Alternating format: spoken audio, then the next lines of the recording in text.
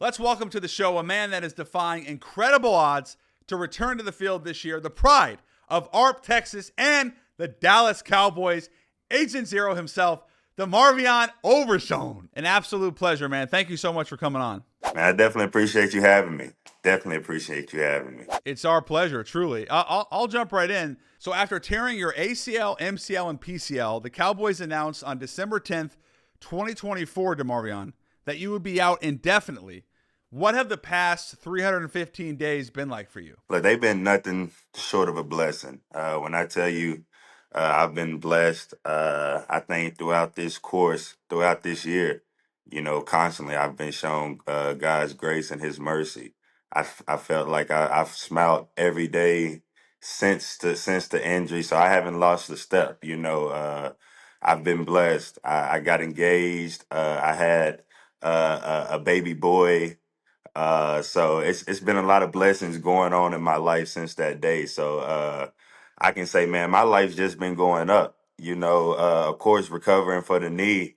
That was just another thing added to the plate. But I've been there before, and it's not fun to say that I've been there before, or nobody wants to go through rehab to that extent again. But I walk by faith.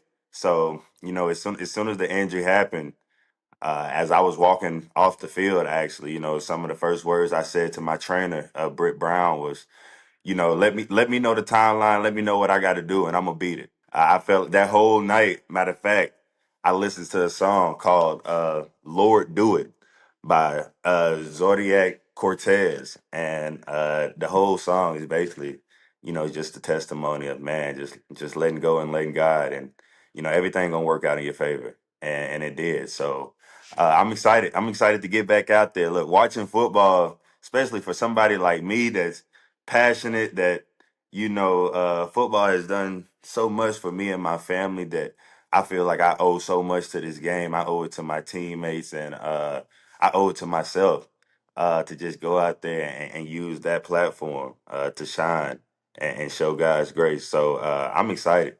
Look, I'm built up right now, just ready to put on my helmet tomorrow. So I'm excited. You're ready to strap up right now. You've been waiting. Look, It's been a minute. right now I got cleats, I got a helmet, I got shoulder pads from high school here at the house. Like, I'm pretty sure somebody showed up to play football right now. I line it up in my backyard. So as you were leaving the field, you told the trainer. I said, let them know they done the field checks on my knee, the common knee check. Is it an ACL and stuff? So, after doing those tests, they had already knew, like, the the causes and what the major issues was. It so I knew. He asked, do you want the cart or do you want to walk off the field? And I already knew, like, I wasn't gonna be on the field the rest of the year for some time. So I told him, you know what, just help me up. I'll walk off the field. And yeah, as we walking off the field, I'm asking him, like, bro, just let me know. You don't even have to tell me how serious the injury is. Just let me know how long you think and what I got to do to be back. And he did.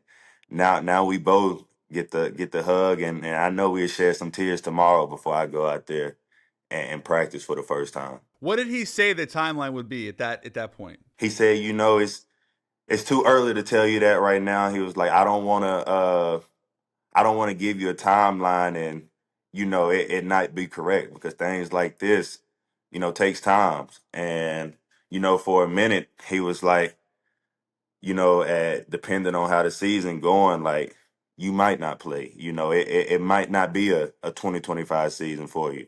So he had to, let the reality be the reality, just to, how major the injury was. But, he said, but a guy like you that, he done seen me work.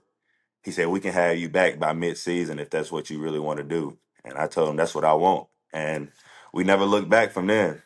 Having gone through this before and understanding what it takes mentally, not just physically, to recover, how do you think you're better from this now? Oh, way better. Way better. I feel like, 80, 90% of the battle coming back from an injury is the mental part of it. So earlier on, I feel like if you get that out the way, after the surgery days, and just keep your spirits up. Like I say, keep your faith up. I feel that's the big part of it. A lot of people get down because, like I say, you take something away from us that means so much. Like a lot of people look at it as a game, but that game is our life. It's been our lives for decades. It's something that we put our heart and soul into, and sweat and tears. So, just having that mindset of this is up to me. The event had already happened. I can't change the past. The future is what I make it. And I have to keep that mindset every day, and smile while doing it.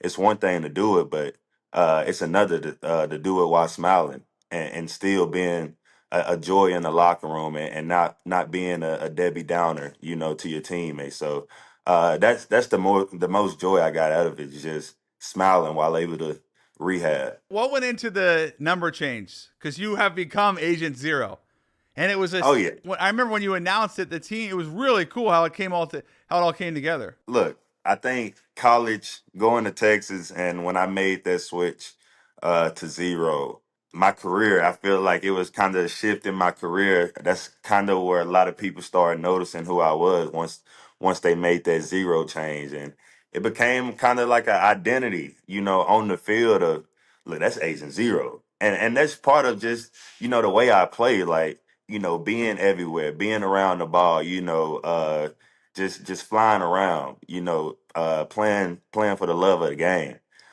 So when I got to the NFL, it was the first year, so that was already a sign. Like, look, this is for me. Like, ain't nobody else repping zero like me, so this got to be for me. But I had to. I went through the 35 my rookie year. Mr. Jones, he wasn't giving it to nobody. So I was like, okay, let me try again for my second year. He wasn't having it, so I went with 13.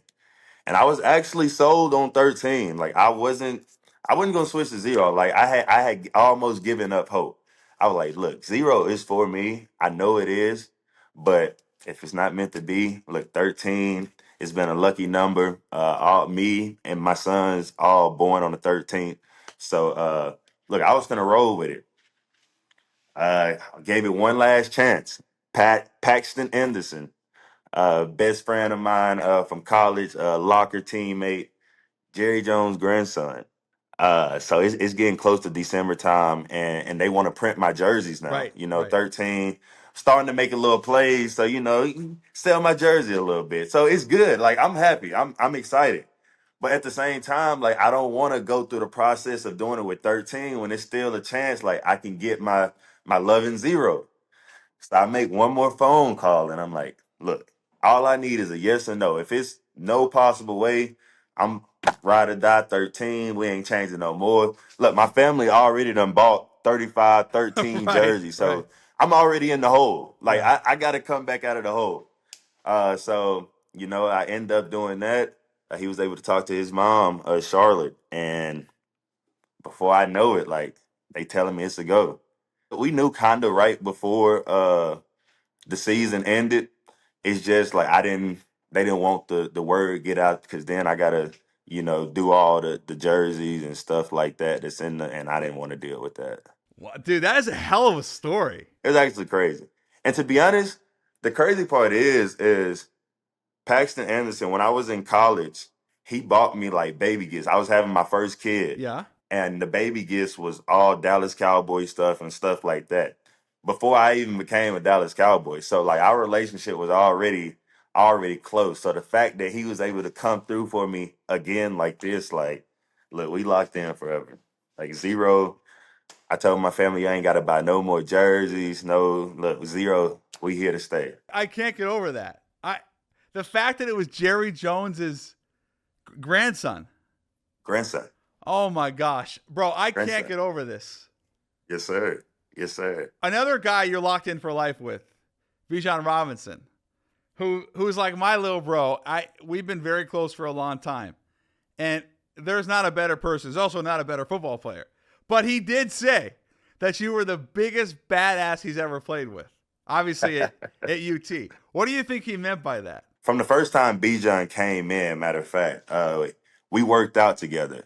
I was actually recovering from something, and the freshman got sent over to where we was. So I was his first workout partner for a little bit. And bro, I was amazed by how humbled he was because all I heard coming in was number one running back in the nation. Like he coming to take people's spot. Like bro was out of the world, the most humblest person, most God fearing, most loving man in the like I've ever met. So it was already like, dang, like. But then when I saw him on the football field, it's like, hold on, this not the same guy that's like, ain't no way this is Bijan. Like 'cause under the helmet, he's like a dip. He's a menace. Like he's definitely. I tell people he do stuff that you don't see. Like it's video games type stuff. Like I feel like he's calculating moves before he's even hit, before he even make it the point. So it's like that's all God given. Like you can't coach what he has. And throughout our whole college, years, it would be, me being a linebacker, him being a running back, 1-on-ones. Okay, it's me and him first up. Or even in team periods, like inside run, like look, I gotta fire my squad up, and I'm talking trash to his O line. So what he got to talk trash. He got to run because it's inside run. Like we know what is going down. So I think we both bought juice to both sides of the ball. We both led in different ways, and that's one thing I can say about him. Man, he was a leader. Like he was a guy that people wanted to be like, not just like football wise, but as a man of God, like people looked at Bijan as man. I want to be that guy. And so, man, the competitiveness in him was unquestionable. Like he said, he was a guy that wanted to win. So it made me better knowing that look, I know this guy want to win, and he's talented to do it versus anybody. So it's one of those things where iron sharpens iron. You saw him off the field, and he's the best guy.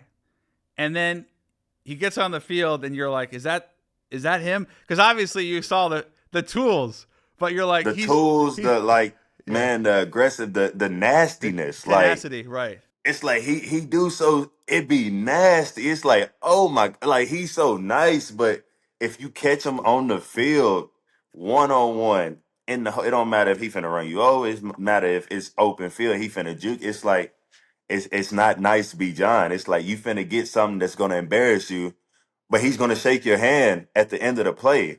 But he finna make a highlight out of you. Right, right. But on the off the field, it's like, look, man, he gonna No, he's compensate. He such a gonna be sweet nice to guy. you. Yeah, Look, he ain't go. What you ain't got to worry about him at all. This is just the nicest guy. But on the football field, like he's gonna embarrass. He's gonna embarrass you if you don't bring your A game.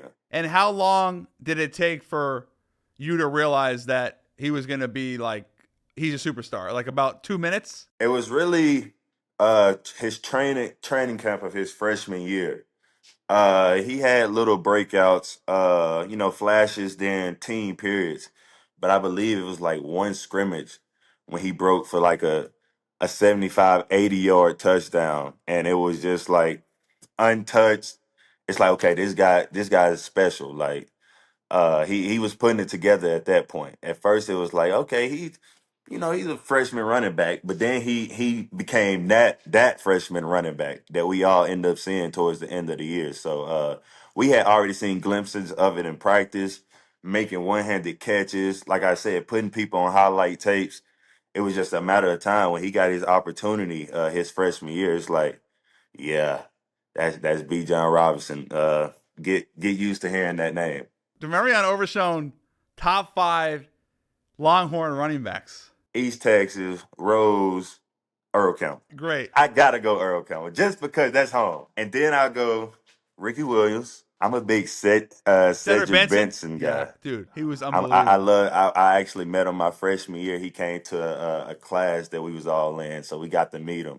Rest in peace to him. But yes, I say him. Then I say Bijan, and then I got Jamal Yeah, Charles. I was going to say, I Jamal got Charles Jamal got to Charles. be on there. Yeah, no, Yeah. he was one of those ones like if he had any crease, like it was a touchdown. Like you got behind him, it was touchdown. That's a hell of a list. We RBU for a reason. That's all I gotta say. Texas has had like iterations of DVU, LVU, RVU. Look, we got it, and the fact that we rebranding ourselves as that again, like, look, that's the best part about it. Like during my Longhorn years, we was not the best that we've been in decades, but I was able to see like a foundation being set, being built, a culture being like changed and being like implemented. Like this is what we going to be built off. No matter what our record is, like teams are going to know like this is Texas football. So being able to see that change and what it is now, man, that's why I'm proud to say like, look, whatever they got going on, I trust in Sark because I seen what he made that program and how he changed the mindset of his players. What is high school football like in Arp, Texas? Look, it don't get no better. Look, I like to say one of my favorite movies is Varsity Blues. A Varsity Blues. Yes. What about Great film. So, Can I just interrupt you really quick? You know who I was just with last week? Tweeter. Tweeter, yes. And, So and look, I mentioned we it had to him. tweeters. Yeah, you had tweeters. We had tweeters. So that's the kind of when I think of ARC football, I think of man, the shutdown town Friday night lights, family, the people that you grew up with, packing the stands because most of y'all are on the same team or, family, friends of friends. So it's like the whole town is there. And like it be you travel when the football bus leave or the band bus leave, it's usually like the cars following, and that's that small town football that look, it don't matter how big the school is. I come from a town of 900 people, but it's gonna be 300 of those 900, 350 of those 900 at the games on Fridays, like packing the bleachers. So it's nothing better. It's nothing better. You don't need no 20,000 people stadiums. We gonna pack them. We don't matter where we at. Texas high school football is one, right? And, Come on, and not even okay because we've Texas had football is one.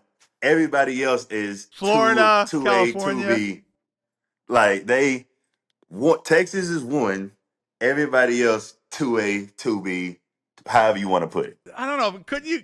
Florida, California, Georgia. I mean, Texas football is one. okay, all right, that's it. Everybody else, come on, it don't compare. It don't compare. Like the talent, like yes, like you can argue like okay, what talent, who has the best talent, or who has athletes. But when you're talking football players, people that are bred to play football, people that the atmosphere is second to none, you're not gonna find that where no Texas high school football. It's second to none. How about the Mount Rushmore top 4 for you all time Texas high school? Earl Campbell goes on that list. Yep. Patrick goes on that list now. Yeah, He's I'll say worked his Mahomes way and in. Breeze, I like Dez on there too.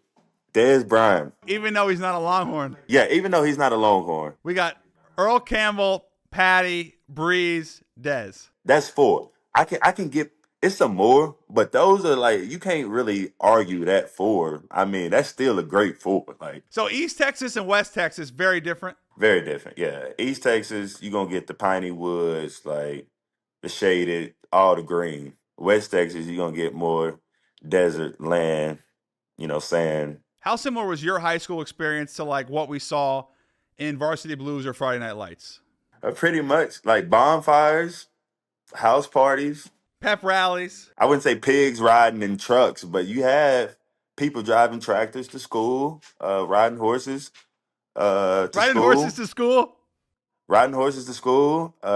So it's every now and then you have a little mix up of everything. It's just and the crazy thing is it wouldn't be abnormal. Like you see somebody roll up on like I say, a little tractor or a little, a lawnmower, a riding lawnmower to school, and it wouldn't be strange. Like it was definitely one of those late night bonfires type of towns. We all hit Whataburger after the games on Friday night. I could talk Texas football all day, and it's a big part of your identity. But Oh yeah. there was not a linebacker playing better than you last year. There just wasn't. So what can we expect to see now that you're back? I would expect, that same thing, playing at the top of my game, you turn on the tape and you would be able to say like, look, this is one of the best, if not the best linebacker in the league. And I only say that just because I know the work I put in, and I know what I'm coming back to. I feel like last year when I was going into it, it was like it was still new to me, so it was still figuring it out at the end. But as I got my feet, really in the ground, I start being comfortable and making those plays. So I expect I campaigned on, and I don't know the requirements of comeback player of the year, how long you got to play, how many games, but that's what I'm chasing when I get back on the field. I already said it ain't gonna be no slack off, no getting back into it. Like I'm coming in primed up. Like ain't no he's coming off of two major injuries or a major knee issue. This he might not be the same player. No, I ain't having none of that.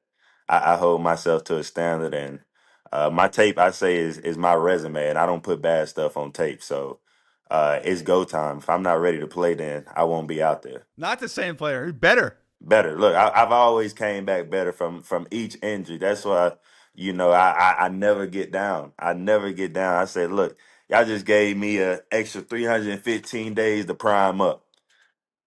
I got the best knees in the NFL. Two look, modern day technology is off the charts right now.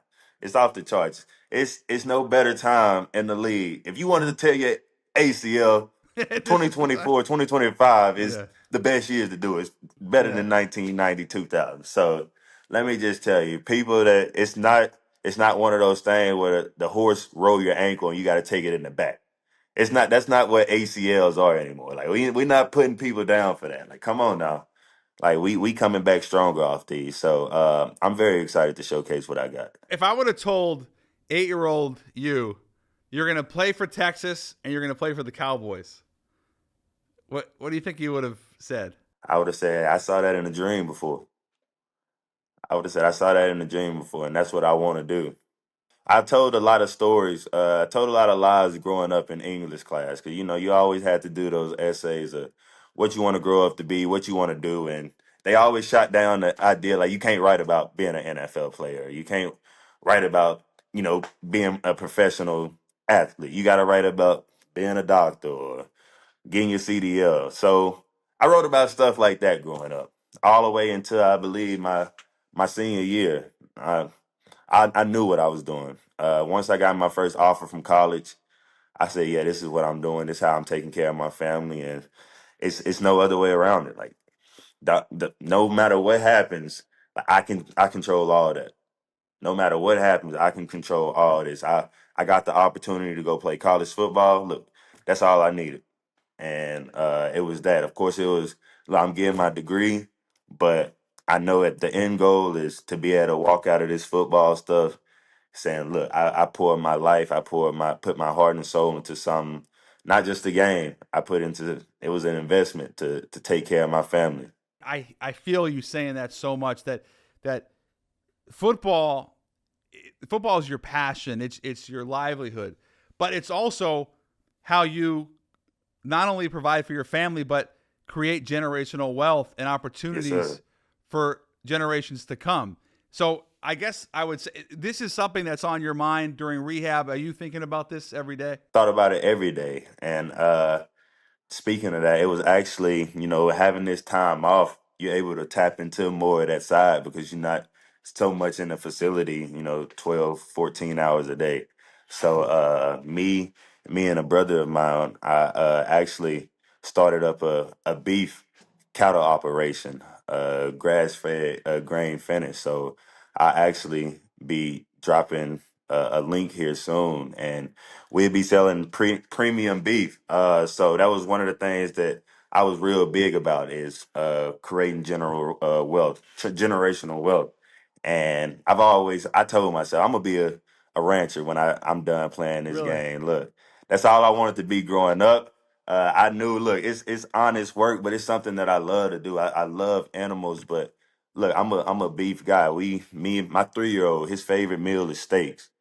I said, "Oh, so we gonna put steaks out in the backyard. We gonna grow them myself, and we gonna feed them. We gonna sell them as well." But yeah, that's just one of the things. Generational wealth. Playing this game, a lot of people get in and say, "Look, I'm chasing that second contract. Like I gotta have that second contract, and a lot of people don't get it. I think the average No, players, it's about you know, 3 you hear years. two Yeah, 2 or 3 about three years. years. Yeah. So it's like, it's a blessing just to be able to touch that money. So, when we out here doing this, yes, it's a game to, like you said, it's we love it, and it's our passion and it's our livelihood. But we also look at this as, if my kid don't have to go through the stuff that I'm going through playing this game, like, he doesn't have to. I've put in my sacrifice. I put in, those hard hours of, the two a days and the training to do this. And so I'm not I'm doing this just, yes, for the love of the game, but I'm also doing this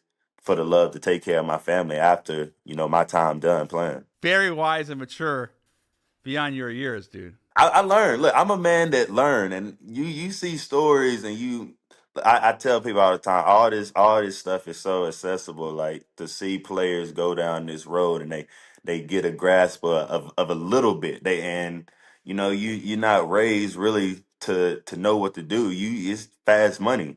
Look, when you get that direct deposit, if you ain't have nobody on your team telling you, hey, bro, like, check out, like, you still got some time before you made it. Like, you here, but once you get to this finish line, it's another finish line that you got to get to before you there.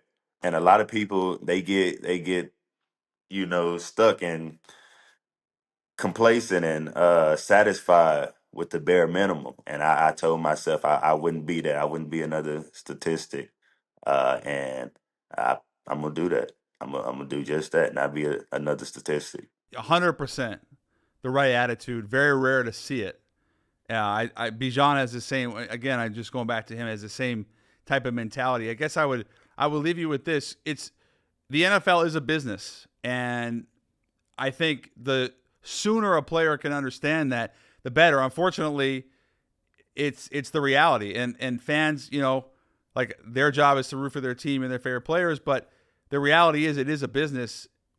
What did the Micah trade, did that perk up your mind of this is a business at all? I think a little bit of it did, but I feel like even before then, like, I was already insightful on, like, how much of a business this is. Even my rookie year, like, being hurt. Like, I read my contract, but then it's like, you get hurt in some contracts, it's the injury clause. Like, Yes. yeah, they take more than half of your Yes. check that first year. So I was unaware of that. So I'm like, I started looking into more stuff like that. But even seeing different faces in the locker room, every day. Some guys coming in for 2 weeks just to play special teams and be done with you. And so just seeing things like that. But yeah, watching, Micah go through it, because I tell people all the time, like, at some of these bonds are more than just teammates. Like, these are friendship, these are brotherhood. So you share with each other a lot of what's going on behind the scenes that the public really don't know. So yes, I heard a lot of what was going on with him, and how things was moving. I was very aware of, like, yeah, this is business, man. And it's friendships that is gonna last a lifetime. But we know, as teammates and as co-workers, like, look, ain't nobody promised tomorrow, and that's just the cold heart of this business. Like, a lot of people don't have to deal with waking up and going to their job and saying, hey, we don't want you no more. That's the NFL. I mean, It's kind of hard to say, look, they tell you about this, like, this before you get to the NFL, but ain't nobody thinking about that, when, like, nobody thinks like that until it actually happens. So yeah, I've learned, like, look, this is a business, and as safe as you are, you ain't nobody safe. So you just got to put your foot down and go and go. what was your reaction to the trade, and how does that relationship with Micah persevere through way beyond just being teammates? Oh man, we talked, but I think the best thing about it was seeing him and his mom afterwards, and just hearing how that's something that he wanted so bad. And to be able to take care of his mom, to be able to have that generational type of money to take care of his kids. So when you see things like that, you forget all the other stuff that the media is preaching about him doing this, or him and Jerry having some. You forget all of that because that stuff don't matter. This man just changed him and his mom's life, his kids forever. Like he's doing something that nobody has ever done that he would never forget. So our relationship just got stronger, man. We still talk to this day. Ain't nothing changed, man. We still joke. And we all know it's love at the end of the day. It's love at the end of the day. If he had it his way, trust me, he'd still be with us every day. So it's love, and I'm looking forward to seeing him later on this year. Well, I not only am excited for you, the football player, but the person and what you're creating for you and your family off the field, and the professionalism and the respect. And I just couldn't be more happy for you and excited for you, and also appreciative of you taking the time, and to Mr. Shar for setting this up, because there's a lot going on right now in your life, a lot of excitement, and for you to sit down really means a lot. Man, yes, sir. Look, thanks for having me. Look, I'm honored to be on the show, to be thought about, brought on the show. So I tell people all the time, look, it's a good thing to be busy sometimes. It's a good thing to want people to come talk on your people to want you to come talk on their show. That means you got something that they want to hear about. So I'm always up for it. Anytime, man. I'm here. I'm here. Wish you the best the second half of the season, and know you're going to take advantage of every opportunity. And again, thank you so much for today. Yes, sir. Thank you, Jay. You have a good one, man.